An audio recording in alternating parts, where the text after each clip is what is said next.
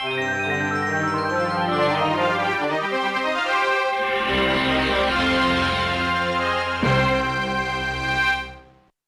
everybody and welcome to Spellbound. I'm your host 32 Bits, and today we're going to continue a look at the performance on the Terrible Fire 330. So on the right I have got my stock Amiga CD32, it's the NTSC version, and on the left I've got my CD32 with the Terrible Fire 330 in it. And we're going to go ahead and run Doom. It took me a little while to get this game running, but we finally got it sorted out. So let's go ahead and load that up on both.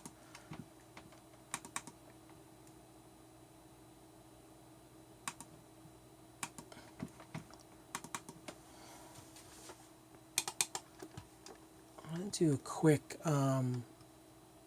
overview of the settings because there is a slight difference in one versus the other, and I'll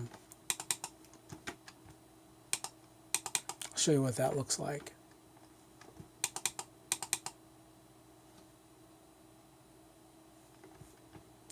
Basically everything is the same except in video. When you go to video, the C2P routine that I'm using for the on the Terrible Fire is the 020 optimized. I could not use the Aikido, either the and I know that is specifically for the CD32, but I could not use the Aikido or the Aikido 2 CP2 routine. C2P routine. Well, when I try to do that, all I get is a corrupt screen. So we're going to go ahead and use this. This is the 020 optimized, and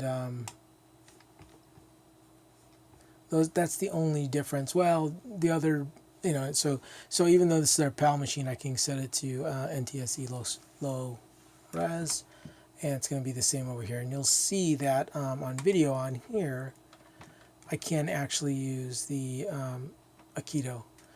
So for the C2P routine on the unaccelerated CD32, I'm going to be able to use the Aikido 2 routine.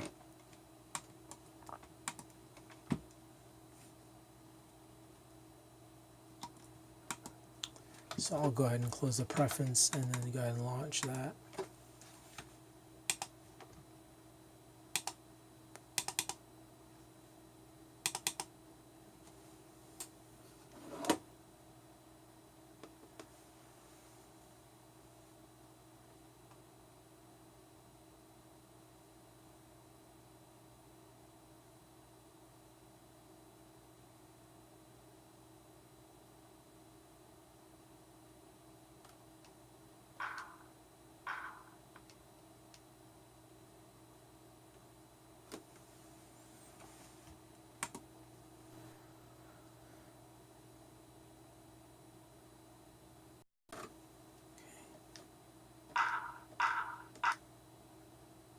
So I'm starting both of the games in the same place. You'll see the screen melt there, and then you'll also already be able to tell the difference. So I'm going to go ahead and just walk forward. This is the unaccelerated CD32 on the right. Spin around in the center of this pool so you get the idea. Walk over to window, turn here and shoot a little. Okay. Terrible Fire.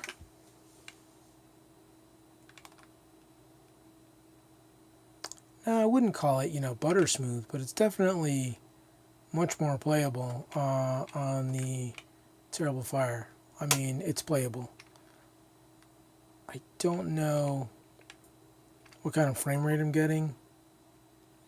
It's not 30. It's not 50. It's not breaking any speed records, but it is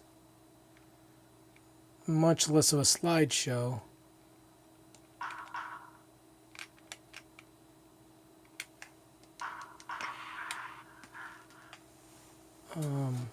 Than over here.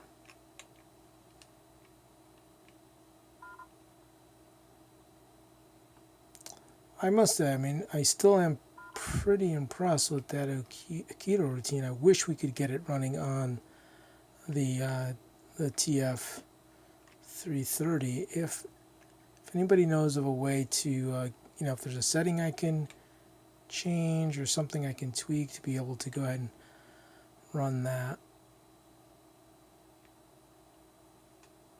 Run it on the TF330 with the Aikido 2 or even 1 routine turned on. Now, can I play this way? I mean, I can. It's tedious at best. It's not really playable.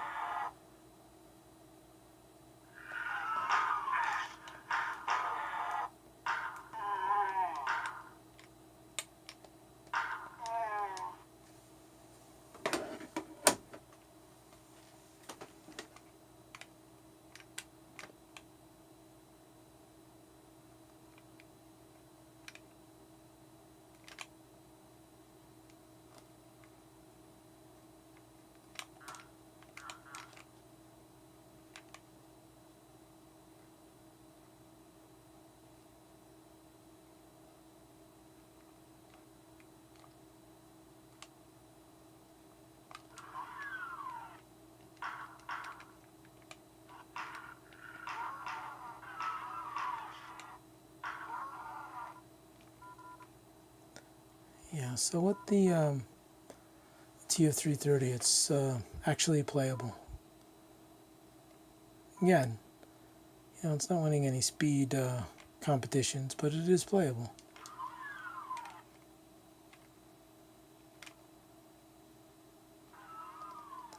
It's significantly faster.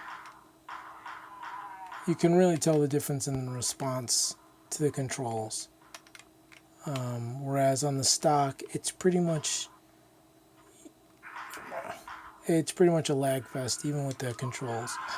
And with the TF330,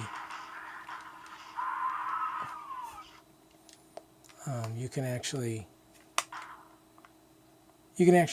maneuver around pretty well.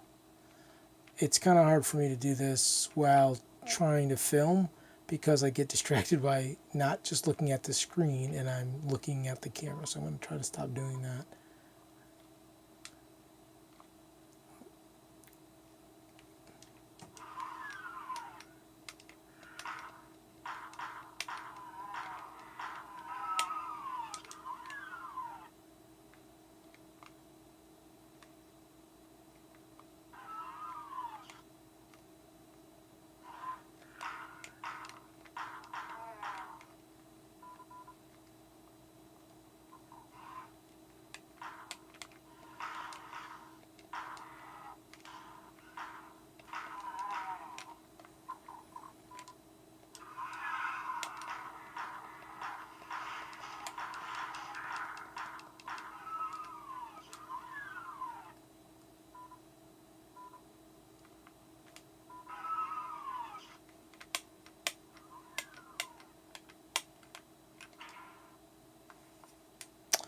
And there you go.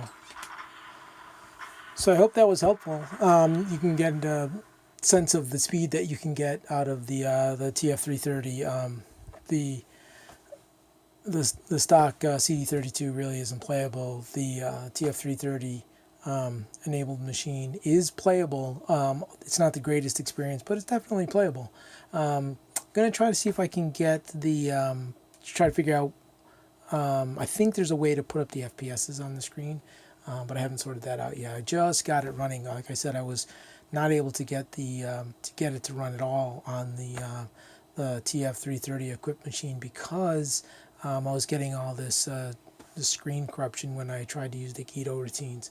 So taking those off and just using the optimized 020 routine, getting pretty good performance. So anyway, if you have any success with the TF330 running a Doom or one of the other Doom clones, comment below, and I hope you enjoyed watching this video. It's just a quick video just to go over the the difference in the speed between the two. As far as stability goes, I've been having really good luck with both of these. My NTSC CD32 with the SX32 in it is actually much warmer to the touch than the TF330 equipped 030. This is, I don't know if it's just a cooler running chip than the 020 that's in the stock CD32, and or the components that are on that SX32 just make it a lot hotter, but there's significantly more heat coming out of this vent than there is in this, and they've been running. Now, both of them are running for about an hour and a half in the case, doing different different tests and stuff. Mostly I've been running 3D games. I did some changing the wallpapers on the desktop as well, and like I said, this the stock one's actually warmer. Well, calling it stock, it does have an SX32 in it.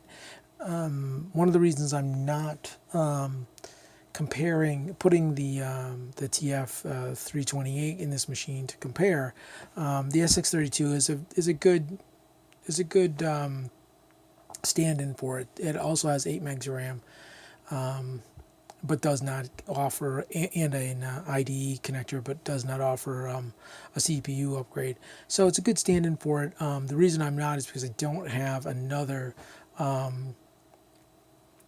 23 to VGA adapter.